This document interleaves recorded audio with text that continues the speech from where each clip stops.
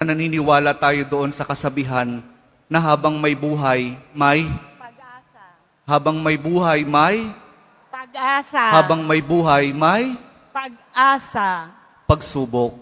Dahil tayo katiwala ng Diyos, binibigyan din niya tayo ng iba't ibang klase ng pagsubok.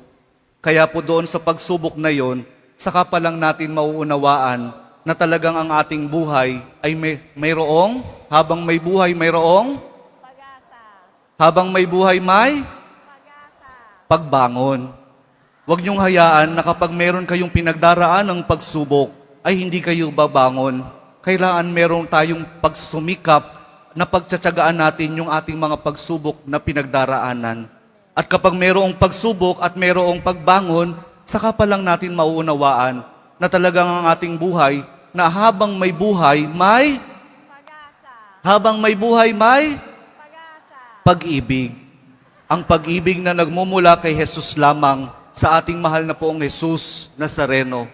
Dahil doon, kapag naunawaan natin itong mga bagay na ito, na habang may buhay, may pagsubok, may pagbangon at may pag-ibig na nagmumula lamang kay Jesus, saka pa lang natin mauunawaan at matatanggap na talagang habang may buhay, may Pag-asa. habang may buhay, may Pag-asa. ayaw nyo nang sumagot. Pag-asa. Sapagkat hindi po tayo ipapahiya ng pag-asa na nagmumula sa ating mahal na poong Jesus Nazareno. Amen?